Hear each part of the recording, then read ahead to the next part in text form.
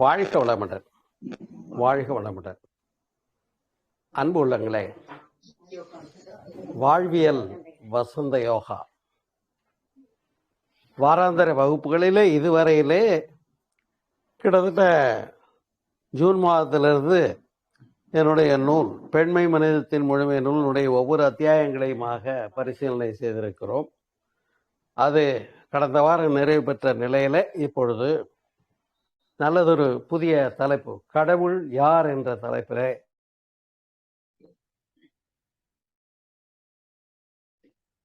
இன்றைக்கு சிந்தனை மேற்கொள்ள இருக்கிறோம். நல்ல கேள்வி இது. என்றால் படைத்தவன் மீது சில நேரங்களில் கோபம் வருவது இயல்புதானே. ஆண்டவன் படைச்சான் அப்படின்னு சொல்லிட்ட உடனே கடவுள் ஏன் எப்படி படைச்சான், இது ஒன்றும் சரியா இல்லையே, நல்லா இல்லையே, இந்த கடவுள் பண்ணிருக்க வேலை ஒன்றும் சரியா இல்லை, திருப்தியா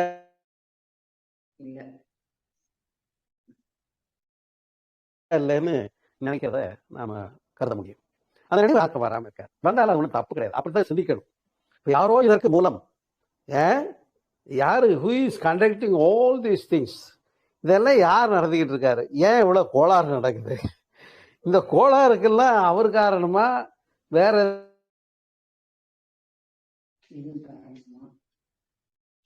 ஏதாவது காரணமா ஒரு கேள்வி வரத்தான் செய்யும். அப்ப எல்லாத்துக்கும் மொட்டத்தான இருந்தாலும் கடவுளையே முழுசும் படி பேசுறதும் சரியா வராது.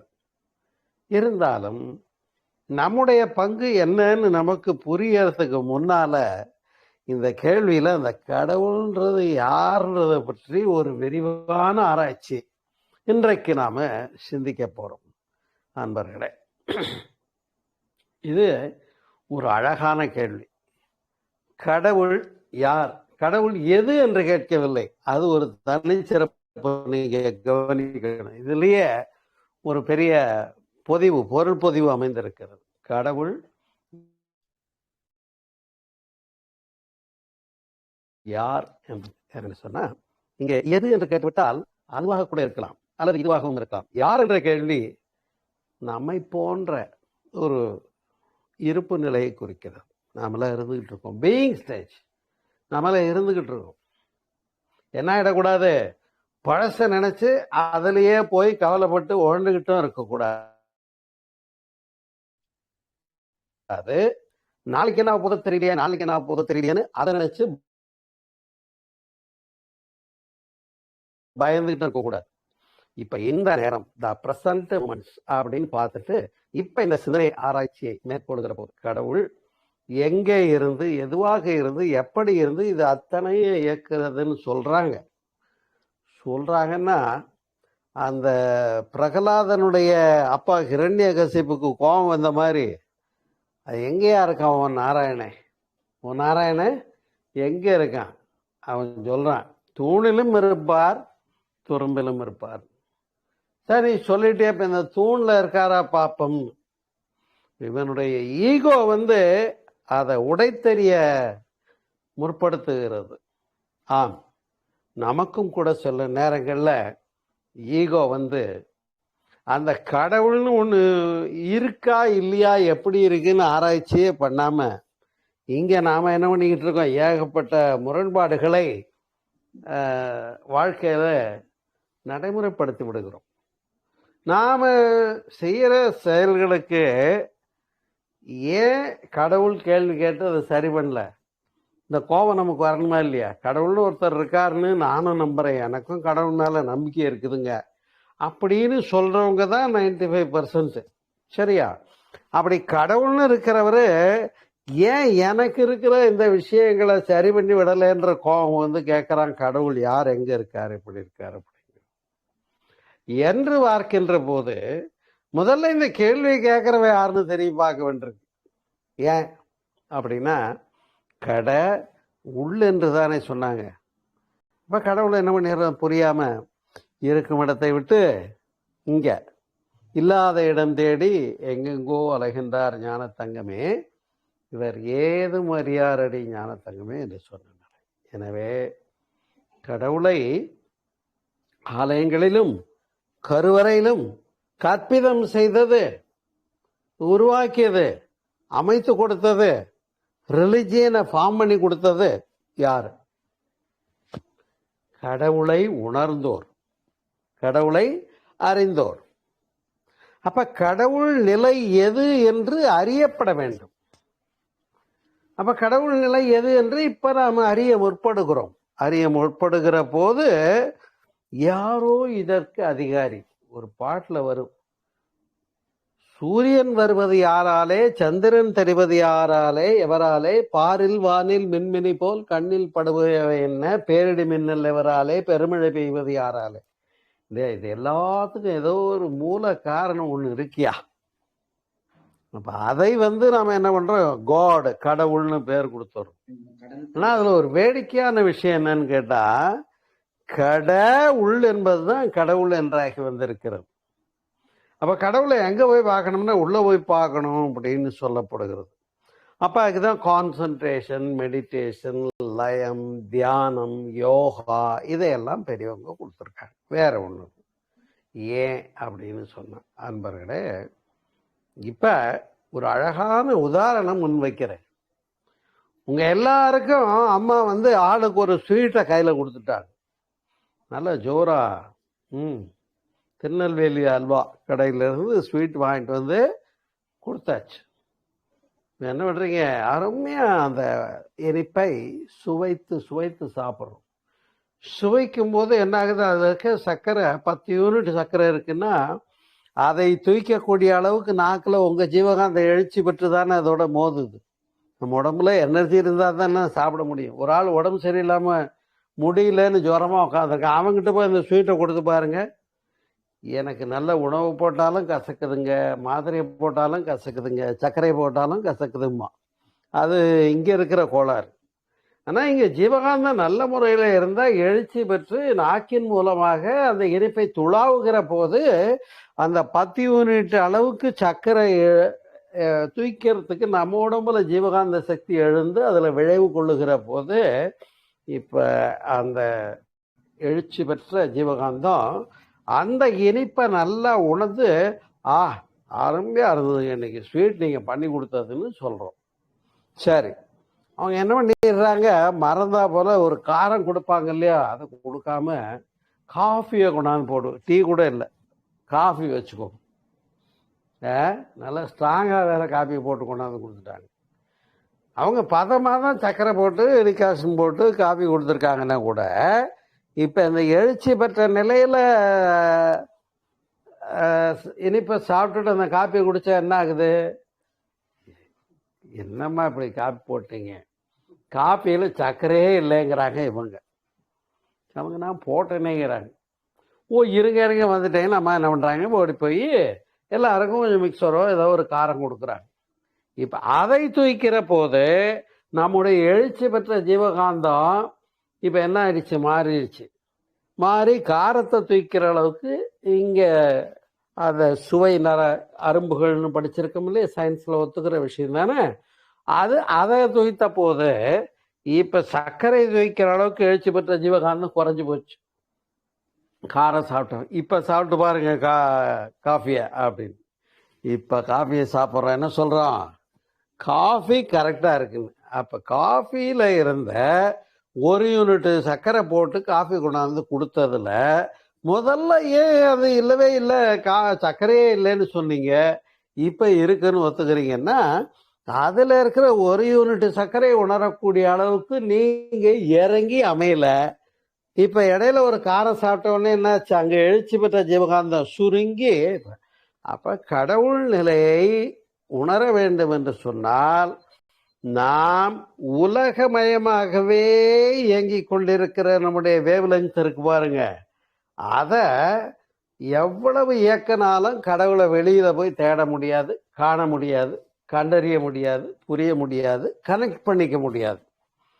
இங்க உங்களுக்கெல்லாம் நான் என்ன சொல்லி கொடுத்துக்கிட்டு இருக்கேன்னு கேட்டா, நீ ஒரு சின்ன பின்னமா இருந்து கஷ்டப்பட்டுக்கிட்டு இருக்கிய மனிதா, இங்க நமக்கும் அந்த பேராற்றலுக்கும் ஒரு லிங்க் பண்ணிக்கிறதுக்கு வழி இருக்கு, விஷயம் இருக்கு, வாங்கன்னு சொல்றேன். அது கிடைச்சி போச்சுன்னா இங்க சோமசுந்தரம் கூட உங்களுக்கு தேவையில்லை. புரியுதுங்களா? ஒரு சின்ன உதாரணம் சொல்றேன். வீடு கட்டிட்டீங்க, எலக்ட்ரிஃபிகேஷன் பண்ணிட்டீங்க, புது வீடு. ஆனால் அங்கே இழுத்து நீங்கள் ஒயரை கட்டியிருந்தாலும் ஈபிக்காரன் என்ன பண்ணுறான், அவன் ஃபைன் மார்னிங் கனெக்ஷன் கொடுத்ததுக்கப்புறம் தான் இங்கே வீடு எல்லாம் வெளிச்சமாக பயன்பெற முடிகிறது. கரண்ட் சப்ளை வருது, நல்லா இருக்குன்னு உணர முடிகிறது. ஆனால் இப்போ இந்த சப்ளையை முறையாக கொடுத்ததுனால தானே உங்களுக்கு இதெல்லாம் கிடைக்குது. அதே மின்சாரம் தான் பெரிய இடி இடித்து மேகம் மூடி மின்னல் வெட்டுகிற போது வர்ற மின்சாரமும். ஆனால் இந்த மின்சாரத்தை விட பல மடங்கு பவர்ஃபுல் மின்சாரம் அது, உண்டா இல்லையா? அந்த இடி விழுந்தா என்ன ஆயிடுறான், ஒரு ஆள் கருகி பஸ்மமாயிடுது. ஆடு மேலே, மாடு மேலே, மனுஷன் மேலே, இல்லை மரத்து மேலே விழுந்தா அது மரமே பச்சை மரம் பற்றி எரியுது. அவ்வளவு பவர்ஃபுல் அந்த கரண்ட்டு. சரி, உங்களுக்கு கனெக்ஷன் ஏன் இங்கே இபியில் கொடுத்தீங்க? பேசாமல் அங்கே மின்னல் வெட்டும் போது அதுலேருந்து கரண்ட் வாங்கியிருக்கலாம்லன்னா முடியாது. அவ்வளவு பவர்ஃபுல். எப்படி மின்னல்ன்றது நாம் இன்னைக்கு யூஸ் பண்ணுறதுக்கு அதுலேருந்து கரண்ட் எடுக்க முடியுதா? எவ்வளோ சயின்ஸ் வளர்ந்துருச்சு. முடியலன்னு சொல்லும்போது நாம் பேராற்றல் பெறுவதற்காக கடவுள் நிலை என்று ஒன்றை கற்பிதம் செய்தார்கள். அதை உணர்வதற்கு நம்ம மன அலை சுழலை சுருக்கி கீழே கொண்டு வந்து கொஞ்சம் நல்ல அமைதியா நில்லையா, அப்பத்தான் அதை உணர முடியும்னு கொடுத்தாங்க. எப்படி இனிப்பு சாப்பிட்ட உடனே 10 யூனிட்டுக்கு எழுச்சி பெற்ற சர்க்கரை, இப்ப காப்பியில் இருக்க சர்க்கரை உணரணும்னா இங்க எழுச்சி பெற்றது எங்க குறைய வேண்டியிருந்தது. நான் வாட்டுக்கு அவசரத்துல அண்டாவில கை நுழையலன்னு பரபரப்புல ரகலையில இருந்தா இங்க அமைதி நிலையாக காணப்பட வேண்டிய இறைநிலை நமக்கு தட்டுப்படுறதில்லை.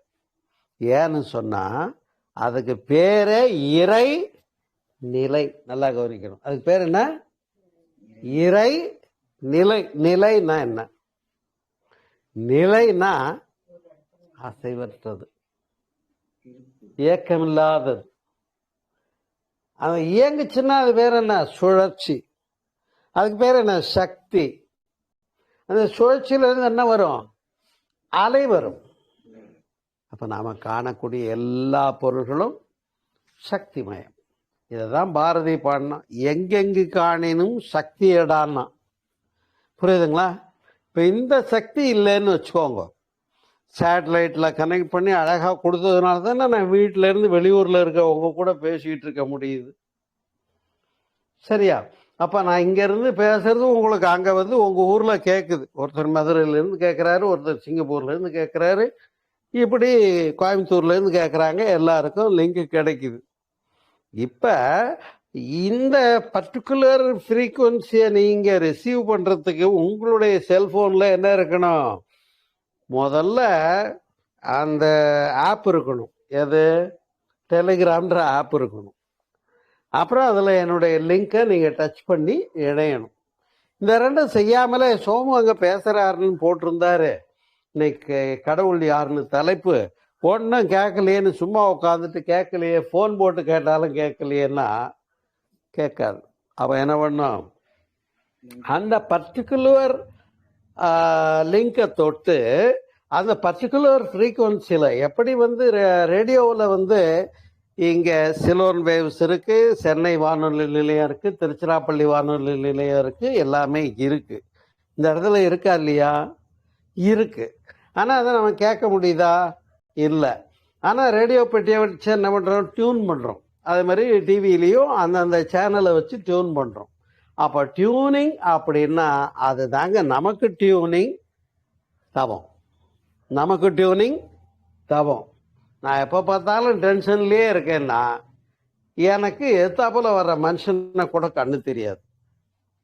நானே தான் ஆத்திரக்காரனுக்கு புத்தி மட்டும்னு ஓடிக்கிட்டு இருக்கிறேன். அப்போ என்ன பண்ண, நாம சுருங்கி வந்து எது, என்ன, ஏன், எப்படி, எங்கிருந்து, எதுவாகன்னு இந்த ரிதம் ஆஃப் நேச்சர் தானே இந்த பிரபஞ்சத்தை இயக்குது. அதே போல இங்க ஒரு ரிதம் இருக்கு, உச்சி முதல் பாதம் வரையில.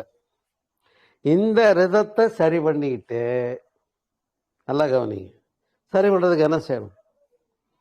நல்லா உழைக்கணும், நல்லா உணவு எடுத்துக்கணும், நல்லா மூச்சு பயிற்சி பண்ணணும், புரியுதுங்களா? நல்லா தியானம் பண்ண பழகும். பழக பழக என்ன ஆயிடுது, மனது அந்த அமைதி நிலை பக்குவமாயிடுது. அப்பதான் அவங்க ஒரு கேள்வி கேட்டா கூட, அவங்க கேள்வி கேட்க வரும்போதே எனக்கு என்ன ஆகும், ஓ இவங்க இந்த இடத்துல இது கேள்வி கேட்குறாங்கன்னு புரிஞ்சுட்டு, புரியுதுமா நான் பதில் சொல்றேன்னு சொல்ல முடியும்.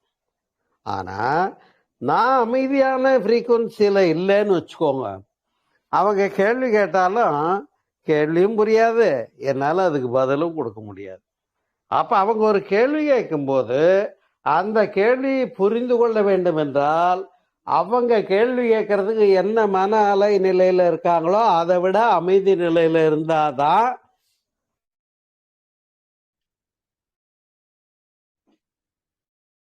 அந்த கேள்வியை உள்வாங்கி பதில் கொடுக்க முடியும். உண்மைதானே? ஆசிரியர் பாடம் நடத்திட்டு மாணவனை பார்த்து என்னப்பா புரிஞ்சுச்சான்னு கேட்கிறாரு. இவன் வேற எங்கேயோ கவனத்துல இருந்தான்னா பாடம் இப்ப புரிஞ்சுச்சான்னு கேட்டா என்ன பதில் சொல்ல முடியும்? சரி, அப்ப என்ன புரியுற கேளுன்னு.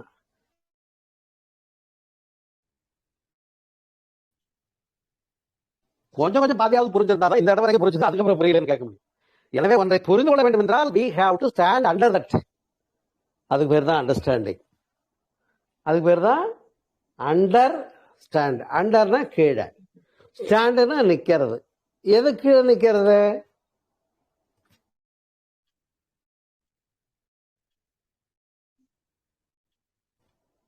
இப்ப இந்த செல்போன் வச்சிருக்கேன்னா கீழே ஒரு ஸ்டாண்டை வச்சு அதுல வச்சிருக்கேன். இது அண்டர் ஸ்டாண்ட். இது அதை தாங்கி கொண்டிருக்கிறது.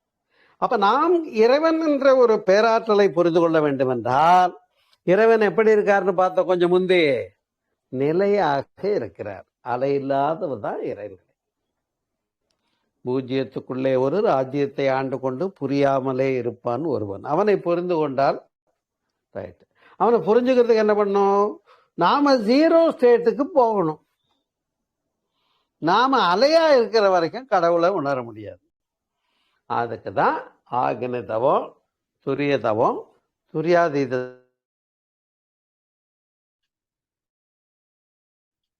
தவம் கொடுத்தாங்க. நீங்க கேட்கலாம், ஏன் நேராவே துரியாதீத தவம் கொடுங்க? போகவே போகாது. என்ன, இதுவரையிலே நாம் செய்த செயல்களின் பதிவு நம்முடைய உடல்ல, செல்கள்ல, புலன்கள்ல, மனதுல, மூளையில எல்லாத்துலயும் இருக்கு. இருக்கா இல்லையா? இதுவரையில நீ பிறந்ததுக்கு அப்புறம் என்னெல்லாம் பண்ணியோ அதெல்லாம் இங்க பதிவு இருக்காருன்னா இருக்கு. அது மட்டுமல்ல, முன்வினை பதிவுன்னு ஒண்ணு இருக்கு. அது அப்பா அம்மா மாதா பண்ணது மக்கள் மேல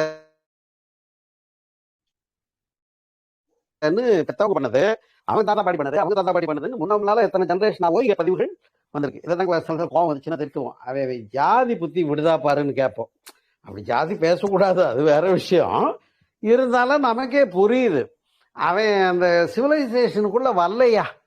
அவனே காட்டு மிராண்டியா காட்டுல வாழ்ந்தவன். அவனுக்கு எங்க நாம எதிர்பார்க்க முடியும்? அப்ப காட்டுல வாழ்ந்த ஆதிவாசியை இங்க கூப்பிட்டு வந்து நீங்க அந்த குழந்தைய வளர்த்துறீங்கன்னா எவ்வளவு கஷ்டம். அதுக்கு அந்த பதிவுகள் தான் இருக்கும், வேட்டையாடுறதும் இதெல்லாம் தான் இருக்கும். அப்ப அதையெல்லாம் மாற்றி பதிவுகளை மாற்றிக்கொள்ள வேண்டும். இங்க நாமும் மாற வேண்டி இருக்கிறது. நம்ம இடத்துல உள்ள பதிவுகள் அந்த இறைநிலையோட நாம லிங்க் ஆகிறதுக்கு தடையா இருக்கு. ஏன்னா இங்க அந்த நிலை என்று சொல்லக்கூடிய, இறை என்று சொல்லக்கூடிய, கடவுள் என்று சொல்லக்கூடிய, கடந்து உள்ள பார்த்தா உணர வேண்டிய ஒரு பொருள் நமக்குள்ளேயே இருக்கிறது. இப்ப கடவுள் யார் என்று கேட்டால், கடவுள் யாரென கேட்பவன் தான், வேற ஒண்ணு இல்லை. அதுதான் சொன்னாங்க, பார்ப்பவன் எவனென பார்ப்பவன் பார்ப்பனன்னாங்க. பார்ப்பனன் ஒரு வர்க்கம் இருக்கு இல்லையா, பார்ப்பனர்கள், ஐயர். அவங்களுக்கு என்ன இந்த விளக்கம்? பார்ப்பவன் எவனென பார்ப்பவன் பார்ப்பனன். அப்ப நமக்குள்ள பார்க்க சொன்னது. அதனால்தான் உள்ளம் பெருங்கோயில் ஊன் உடம்பு ஆலயம், வள்ளல் பிரானாருக்கு வாய் கோபுரவாசல், புலனைந்தும் காளாமணி விளக்கே, 5 முகங்கள் தெரி போட்டு எரியறது போல இங்க தெளிந்தார்க்கு ஜீவன் சிவலிங்கம். இப்ப பாருங்க, கடவுள் எங்கன்னு தெரிஞ்சு போச்சு.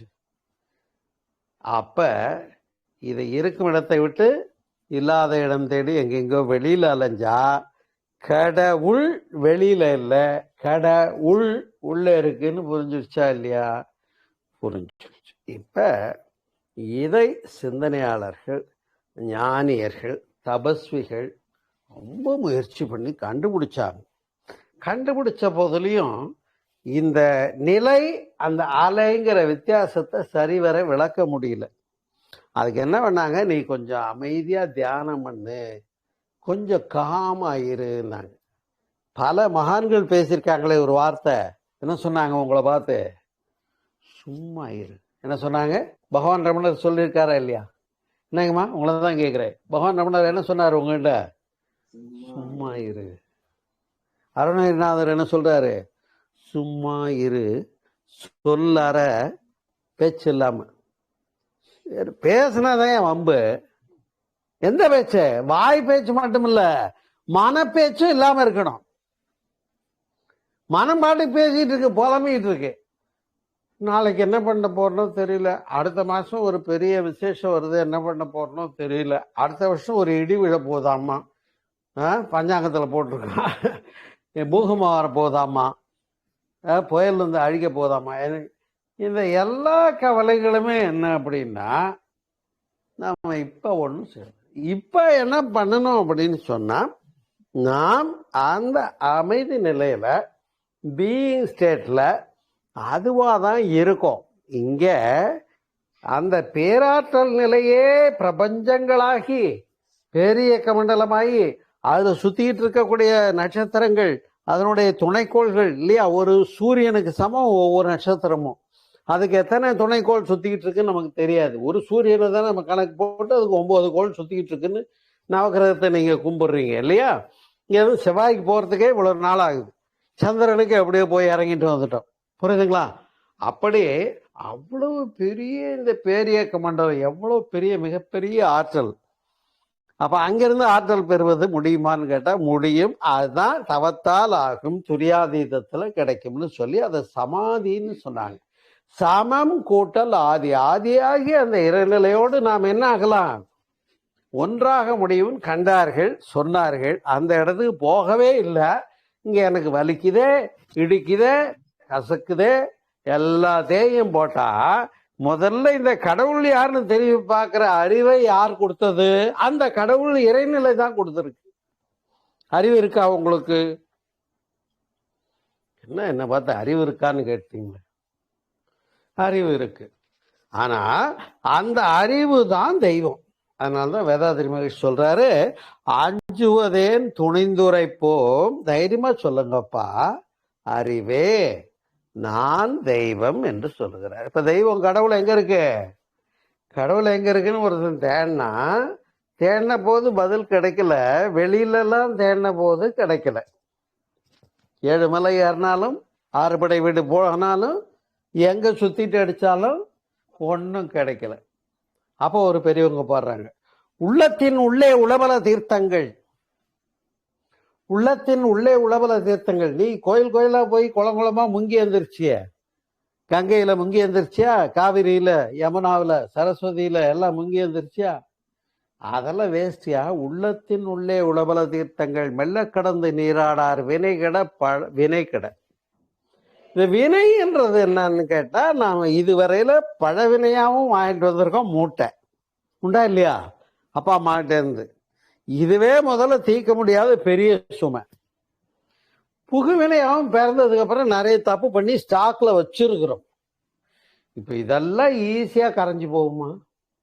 இதை கரைக்கிறதுக்கு நீங்க போய் குளமா முங்கி வந்துருச்சா கரைஞ்சிருமா அந்த மூட்டையெல்லாம்? பதிவெல்லாம் இங்க எப்படி இருக்கு? உடலிலே நோயாக, உள்ளத்திலே களங்கமாக, உயிரணுக்களிலே பழக்க பதிவாக. சைக்கிள் ஓட்டுறல தம்பி, 2 வீலர் ஓட்டுறல, சைக்கிள் ஓட்டி பழகினல, பழகாத வரைக்கும் விழுந்துருச்சியா? பழகின உடனே என்ன ஆயிடுச்சு? இயல்பா ஓட்டுற.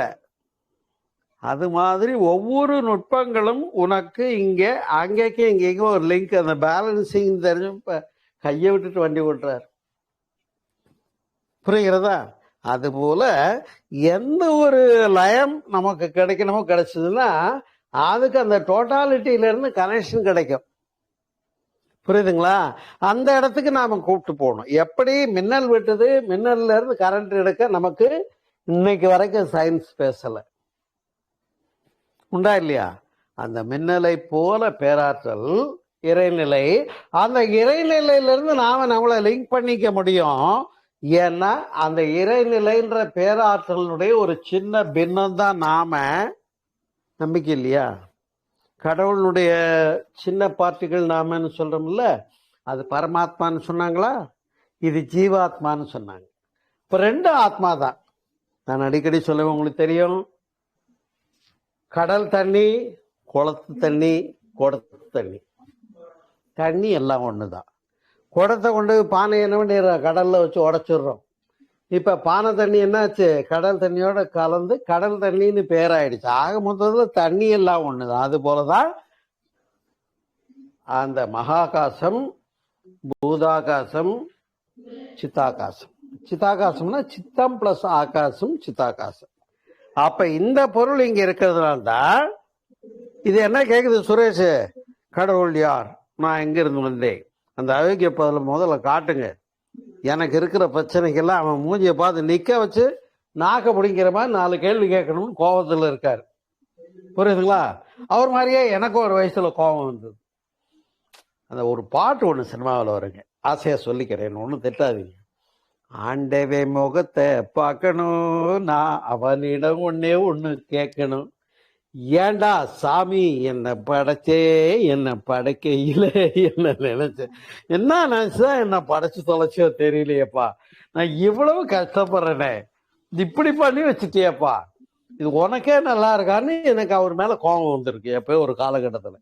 அப்பதான் நான் என்ன பண்றேன், தேடுறேன் கடவுள் யார். நான் விடை கண்டுட்டேன். எனக்கு விடை கண்டு கொடுத்தது என்னுடைய மகான்கள், பெரியவங்க. எனக்கு விடை கண்டு கொடுத்தது மகான்கள், பெரியவங்க, என்னுடைய குருநாதர். அவர் கொடுக்கிற சரக்கை நான் தட்டி பார்த்து வாங்கிக்கிட்டேன். உனக்குள்ளதான் ஏன் கடவுள், எனக்குள்ளதான் கடவுளா, சரிங்க நான் உட்காந்துக்கிறேன் பேசாம. இல்லவே இல்லை, எனக்குள்ள எப்படியா கடவுள், இங்க உட்கார்ந்து கடவுள் யாருன்னு ஒண்ணு கேள்வி போட்டு இந்நேரம் திரும்பி பார்த்து அந்த ஆல்மைட்டியும் ஒன்னையும் புரிஞ்சுக்கிட்டு ஒரு அறிவு இங்க வேலை செய்தில்ல, அதுதான் பிரம்மம். அப்ப பிரம்மம் என்ற அசைவற்ற இருப்பு நிலை அங்கும் இருக்கிறது இங்கும் இருக்கிறது. ஆனா நீ அசைவற்ற நிலையில இருக்கிறதே இல்லை, ஓட்டிக்கிட்டே இருக்க, சிந்திச்சுக்கிட்டே இருக்க, ஓடிக்கிட்டே இருக்க, இயங்கிக்கிட்டே இருக்க, அலையாவே இருக்கிற. அப்ப எப்படி 10 யூனிட் சர்க்கரையிலிருந்து இறங்கி 1 யூனிட் சர்க்கரையை காப்பியில போய் உணர்றது? So we have to stand under that. இறைநிலை என்பதற்கு கீழே நாம சுருங்கணும். இறைநிலை என்பது அலையே இல்லாதது, அதுக்கும் கீழே சுருங்கணும்னா அலைன்னா என்ன, ஒரு 24 இருந்து 40 வரைக்கும் அலை ஓடும்னு சொல்லியிருக்கிறேன்னா, உணர்ச்சி வயத்துல கோபத்துல 40க்கு மேல போனா உடம்பு விட்டே உயிர் போயிடும். ஆத்திரப்பட்டான், பிரெயின்ல நர்வு கட் ஆயிடுச்சு, வெடிச்சு செத்து போயிட்டான்னு செரிபரல் ஹேமரேஜ்னு பேர். புரியுதுங்களா? ஆனா அதை சுருங்கி சுருங்கி சுருங்கி சுருங்கி வந்த போது, அந்த அலைநீளம் சுருங்கி கொண்டே வந்த போது, அது 7 3 2 1ன்னு சுருங்கி வரணும் அப்சல்யூட்டுக்கு. இப்ப எதுக்கு போகணும்னு சொல்றேன், இறைநிலை பூஜ்யம். இறைநிலைங்கிறது பூஜ்யம், அலை இல்லாத ஜீரோ ஸ்டேட். புரியுதா இல்லையா? இவ்வளவு தாங்க சொல்ல முடியும். கடவுளை பத்தி வாயில சொல்லியான்னு இவ்வளவுதான் சொல்ல முடியும். அதை நீங்க உணரணும்னா நீங்க ஜீரோ ஸ்டேட்டுக்கு போகணும். இங்க வந்தா சோமசுந்தர வாழ்வியல் வசந்த கடவுளை காட்டுறேன்னு சொன்னாரு, கடவுள் யாருன்னு இப்ப சொல்றேன்னு சொன்னாரு, பூரா அப்புறம் நீயே தவம் பண்ணுன்னு சொல்றாரு. பெரிய அயோக்கியத்தனமா இருக்குன்னு என்ன தப்பா நினைச்சிடாதீங்க.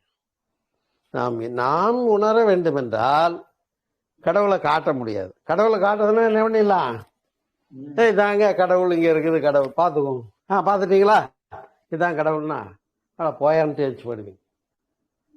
இல்லை, கடவுளை காட்ட முடியாது, கடவுளை உணர முடியும். கடவுளை உணர்ந்தவர்கள் உணர்ந்து சொன்னதை நாமும் அந்த நிலைக்கு போனா உணர முடியும். அப்ப அந்த வேலை யார் கையில் இருக்கு? ரமேஷ் கையில தான் இருக்கு. கடவுளை உணர்றதுன்றது அவர் கையில் இருக்கு. உணர்ந்துட்டா இப்ப இந்த ஆல்மைட்டின்னு மின்னல் கரண்ட் இருக்கு பாருங்க, அந்த மின்னலை கூட தொட முடியல சயின்ஸால. ரமேஷ் என்ன பண்ண முடியும்? போய் அந்த ஆல்மைட்டியை போய் கனெக்ட் பண்ணிக்க முடியும். ஆல்மைட்டியில கனெக்ட் பண்ணிட்டா இங்க இவருக்கு முதல்ல இங்க ஒரு ரிப்பேர் ஆக வேண்டியிருக்கு.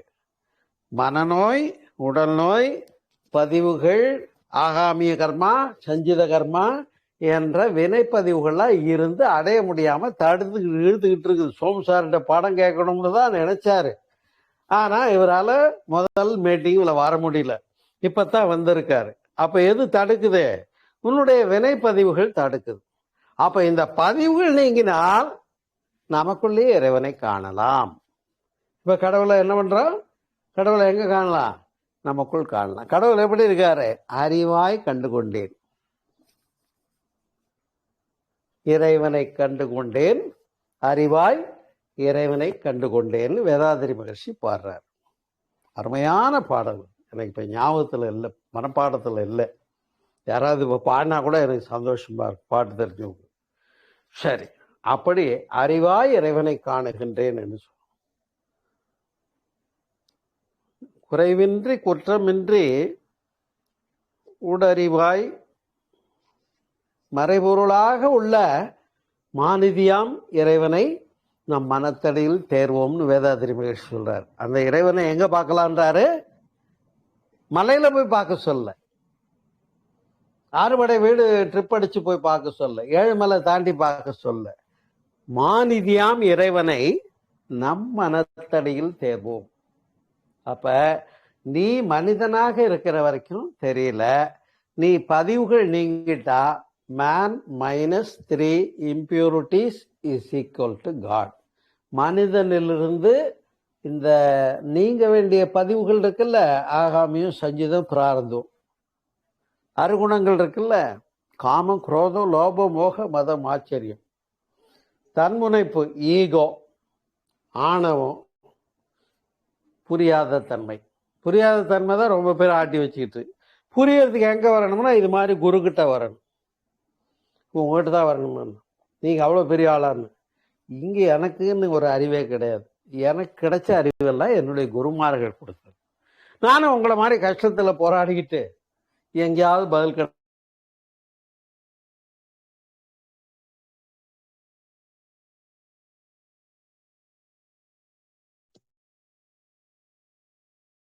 கிடைக்காதா அப்படின்னு மகாங்கத்தை தேன கொண்டு. அப்ப என்னுடைய பாட்டியார் கல்லூரி பருவத்துல நான் அப்படி சிக்கி சின்ன பின்னமாகி காணாம போக வேண்டிய ஆளு. ஆனா என்னை காப்பாற்றுறது குருவனுடைய அறிவு. அதே வேதாதிரி மகர்ஷி கிடைச்சாங்க. எல்லா பேருண்மைகளையும் விளக்கினார்கள். அது மட்டும் இல்ல, அவங்க என்ன நீயும் குருவாகலாம்னு 83 என்ன அருள்நிதி ஆக்கினாங்க. சென்னை சிம்சன்ல போய் அருள்நிதி ஆனு. நான் ஒரு அருள்நிதியா, நான் ஒரு மாஸ்டரான்றதுக்கே எனக்கு தகுதி இருக்கான்னு எனக்கே தெரியாது. பயம். என்னமோ சாமி சொல்லிட்டாங்க, நாமளும் அருள்நிதி முடிச்சிட்டோம்.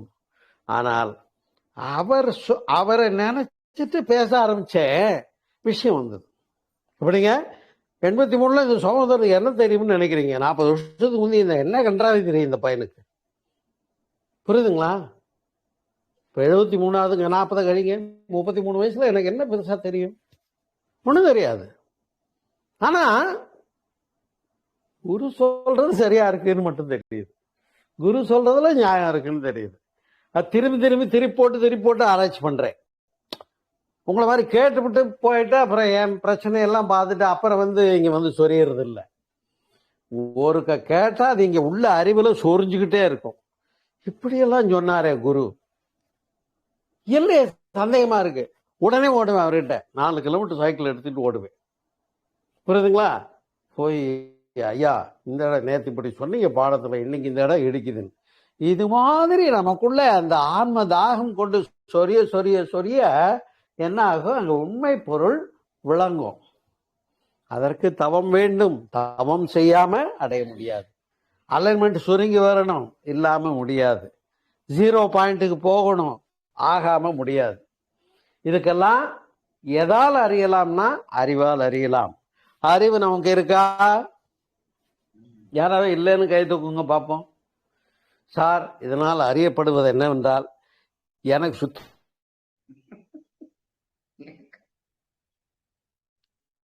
அறிவே இல்லைன்னு யாராவது சொல்லுவீங்களா? உங்களை தான் கேட்கிறேன். உங்களெல்லாம் அந்த கேள்வி உங்களே நிக்க வச்சு கேட்கிறேன். நீங்க புதுசு, உங்களை கேட்கிறேன். எனக்கு அறிவே இல்லை சார்னு சொல்லுவீங்களா? சொல்லுவீங்களா தைரியமா? சொல்ல மாட்டீங்க. ஏன்னா அறிவில்லையான்னு அவரை பார்த்து கேட்டா கோபமே வரும். என்ன பார்த்து இது வந்து உட்காந்து கிளாஸுக்கு விருண்ட வந்து மாட்டினதுக்கு 10 பேரை உட்கார வச்சுட்டு உனக்கு அறிவு இருக்கான்னு வேற கேட்டாருன்னு என் மேல கோபமே வரும். அப்போ அந்த அளவுக்கு நமக்கு அறிவு இருக்குன்னு கம்பீரமா இருக்கு. அந்த அறிவால் அறிவது, அறிவை அறிவால் அறிவது உருப்படு பொருள். இது கடவுளை எப்படி காணலாம்? அறிவை அறிய வேண்டும், அறிவால் அறிய வேண்டும், அறிவை கொண்டு அறியறியணும். அறிவை கொண்டு அறிவறிய புலன் அறிவினை உயிரில் அடக்கி முடக்கி மெய்ப்பொருளாகி என் மேன்மை உணர்ந்திட மெய் விளக்க தவம் மேற்கொள்ளப் போகிறேன்னு தவநிலையை தவமுறையாக வல்ல வேதாத்திரி மகிழ்ச்சி பாடுறார். என்ன மாதிரின்னு இன்னொரு தடவை சொல்றேன் உங்களுக்காகவே. அறிவை கொண்டு, அறிவு வச்சுக்கிட்டு இருக்குன்னு ஒத்துக்கிட்டோம். அறிவை கொண்டு அறிவறிய, எதை அறியணும்? அறிவை அறியணும். இது எப்படி இருக்கு? புரியலையே. அறிவை கொண்டு அறிவறிய, அதுக்கு என்ன செய்யணும்? புலன் அறிவினை உயிரில் அடக்கியும் ஒடுக்கியும் தவம் மெய்ப்பொருளாகி துரியாதத்துல மேன்மை உணர்ந்துட தவம் மேற்கொள்ள போகிறேன்னு கொடுத்துருக்காரு. அப்ப அந்த தவத்தை எடுத்துக்கொள்ளுங்கள். நீங்க ஃப்ரீக்வன்சி நில்ஸ்டேட்டுக்கு போங்க. தொலை தூரம் இல்லை. கொஞ்சம் உங்க முயற்சி எப்படி இருக்கணும்னா, நான் காட்டி கொடுக்கின்ற பரம்பொருளை உணர்வதற்கு நீங்க எனக்கு மேல வெறி வெறின்னு இருக்கணும். அப்பத்தான் நீங்க அடைய முடியும். இருங்க சார், மாட்டுக்கு புல்லு போட்டு வர்றேன். இருங்க சார், குழந்தை கொண்டு ஸ்கூல்ல விட்டு வர்றேன். இருங்க சார், கல்லாப்பெட்டியில கணக்கு முடிச்சுட்டு வரேன்னா அது வரைக்கும் இங்க தீவிரம் பத்தாது. என்ன பண்ணா, இந்த ஆளுகிட்ட கடவுளை காட்டுறேன்னு சொல்லிவிட்டாரு. யாரு? நீங்க. என்கிட்ட இந்த ஆளுகிட்ட 2ல் 1 எனக்கு காட்டுல ஒன்னு விட்டனா பாரியா அப்படின்னு கேட்கிற தீவிரத்தோட யார் வர்றாங்களோ அவங்களுக்கு நான் உணர்த்தி கொடுக்க முடியும். அந்த தீவிரம் இல்லாம இன்னும் கல்லாப்பெட்டியில கணக்கு முடிச்சுட்டு வர்றேங்கன்னா, நீ கல்லாப்பெட்டியே கட்டிக்கிட்டாடு, எனக்கு ஒன்றும் இல்லை. சமயக்கட்டில் கொஞ்சம் வேலையை முடிச்சுட்டு வர்றேங்கண்ணா, ஆமா நீ போய் உங்க வேலை, நான் ஒன்றும் சொல்லலையே, நீங்க ஏன் கிளாஸுக்கு வர்றீங்க? நீங்க பாட்டு சமயக்கட்டில் போராடிக்கிட்டே இருங்க, மல்ல கட்டிக்கிட்டே இருங்க, எனக்கு ஒன்றும் இல்லை. ஆனா அங்க எனக்கு ஒரு தவிப்பு இருக்கு. இந்த உயிரும் சமயக்கட்டுல சமையல் பண்ணிக்கிட்டு கஷ்டப்பட்டுக்கிட்டு அந்த உயிரும் ஒரு இறை உணர்வு பெற்று நிறைவு பெறணும்ன்ற அவா எனக்கு இருக்கு. இந்த உயிரும் அதை அடையணும்னு அவா எனக்கு இருக்கு. எனக்கு என்னுடைய குருமார்கள் சொல்லி நான் அடைந்தேன். அப்ப கடவுளை இங்கே நமக்குள்ளே காணலாம். இந்த கன்க்ளூஷன் வந்த பின்னே கடவுள் யார் என பார்ப்பவன் பார்ப்பனன். புரிஞ்சாச்சா? ரைட். இப்ப முடிச்சிட்டேன். ஒரு கன்க்ளூஷன் கேட்கிறேன். இப்ப நான் சொல்றேன் கடவுள் யாருன்னு புரிஞ்சுக்கிட்ட தெளிவு எனக்குள்ள வந்தாச்சு. அது போல உங்களுக்குள்ளேயும் வந்தாச்சுன்னு வச்சுக்கோங்க ஒரு பேச்சுக்கு. சரியா? நீங்களும் எனக்கும் புரிஞ்சிருக்குங்க நீங்க சொல்ற இடம், அது எனக்குள்ளேயும் கடவுள் இருக்கு, என்ன அறிவா இருக்குன்னு எனக்கு புரியுதுங்க அப்படின்னு சொல்லிட்டு. ரைட்டு. இப்ப இதே அந்த ஆன்மாவனுடைய உணர்வு நிலை என்று சொல்லக்கூடியது எனக்கு எப்படி இருக்கிறதோ அது போலதானே இன்னொரு பக்கத்து வீட்டுக்காரருக்கும் இருக்கு, எதிர் வீட்டுக்காரருக்கும் இருக்கு, இன்னொரு 3வது மனிதருக்கும் இருக்கு. எல்லா மனிதனுக்குள்ளேயும் எது இருக்கு? அதே உணர்வு தானே இருக்கு. அந்த ஆன்ம உணர்வு தானே இருக்கு. அதனாலதான் ஆன்மனையே ஒருமைப்பாடுன்னு வள்ளலார் சொன்னார். எல்லா ஆன்மாக்களும் ஒண்ணுதான். ஒன்னே போறது ஒரு கோபம் வருது இல்லைங்க, ஒரு ஆன்மாவை நினைச்சா எனக்கு பத்திக்கிட்டு வருது, நீங்க என்ன எல்லா ஆன்மாக்களும் கடவுள் தான் சொல்லிவிட்டீங்க அப்படின்னு. முதல்ல நீ உனக்குள்ள என்னுடைய ஆன்மா இறைத்தன்மையாக இருக்கிறதுன்னு புரிஞ்சு முடிச்சுக்கிட்டேன்னு சொன்னா இந்த ஃப்ரீக்குவன்சியை வச்சு அந்த ஆன்மாவை, புரியாத ஆன்மாவை புரிய வைக்க முடியும். இப்போ உங்களுக்கு புரியாதவனை புரிய வைக்கிறதுக்கு நான் என்ன பண்ணிட்டு இருக்கேன்? போராடிட்டு இருக்கேன். ஒரே ஸ்பீச்சில் நான் உங்களை புரிய வச்சிட முடியுமா? என்ன கடவுள் யாருன்னு காட்டுறேன்னாரு, 1 மணி நேரமா பேசுறாரு, 1 கன்றாவிங்க முடியலையே, இன்னும் பாக்கி இருக்கேன்னா நீ எத்தனை வருஷமா பதிவு போட்டியோ அதெல்லாம் மாத்துறதுக்கு it will take its own time, கொஞ்சம் நாள் ஆகும் இல்லையா? அதனால என்ன பண்ணுங்க, தொடர்ந்து ஃபாலோ மீ. சரியா? அப்ப இறைவனை காணலாம், உங்களுக்குள்ள இறைவனை காணலாம். அப்ப கடவுள் யார் என்று கேட்டால், நான் கடவுள் என்று புரிந்த குரு காட்டி கொடுக்கின்ற நிலையை நீங்களும் புரிந்த பின்னர் நீங்கள் பார்க்கின்ற எல்லா உயிரிலையும் இறைவனை காணலாம். அப்படி பார்க்கின்ற எல்லா உயிரிலையும் ஒருத்தன் எல்லாம் ஒண்ணுதான் யார் பார்க்க புரிஞ்சுக்கிட்டாங்களோ அவங்க கடவுள். இப்ப கடவுள் என்ன ஆச்சு? கடவுள் இங்கே வந்தாச்சு. ஏன்? எனக்குள்ள எப்படி இறைத்தன்மை இருக்கோ அந்த அன்பாய் இறைத்தன்மை இருந்தா இவன் எப்படி இருப்பான்? வம்பாய் இருப்பானா? சொல்லுங்கம்மா, வாய திறந்து சொல்லுங்க. சும்மா கேட்டு சும்மாவே இருக்கு, எனக்கு கோபம் வருது. இப்ப இறைத்தன்மை உணர்ந்தவன் வம்பாய் இருப்பானா? இருக்கவே மாட்டான். இப்ப இந்த கோபமே வராது. கோபம் வந்து அவன் இறைவன் இல்லை. அதனால எனக்குள்ள இறைவனை உணர்ந்தாச்சுன்னா அந்த அன்பு தான் என்ன பண்ணும்? எல்லா உயிரையும் வெற்றி பெற முடியும். அப்ப அன்பால் உலகை ஆளலாம்னு கண்டது புத்த மதம் இல்லையா? அசோகர் போர் எடுத்து போனாலும் வெற்றி காணலான்னு பார்த்தாலும் கடைசியில அன்பு மதமாகிய புத்த மதத்தை பரப்புகின்ற பணி அசோகர் செய்தது ஆதாரமா இல்லையா? அதுபோல நீங்கள் எல்லா உயிரிலும் இறைவனை காண்கின்ற நிலை வருகின்ற போது கடவுளை உணரலாம், காணலாம் என்று கூறி இதை இனிய மாலை போதுறேன். கரெக்ட் டைம் ஆச்சு, முடிக்கணும். சரியா?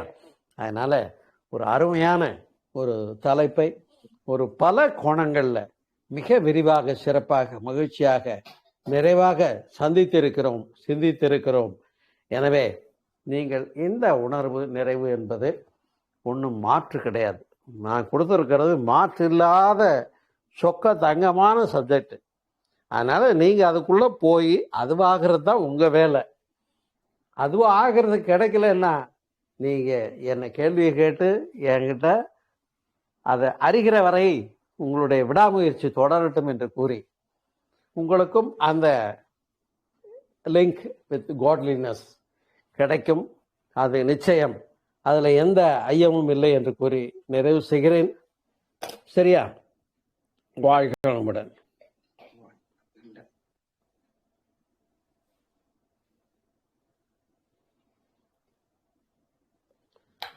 முடிச்சுக்கிறேன்.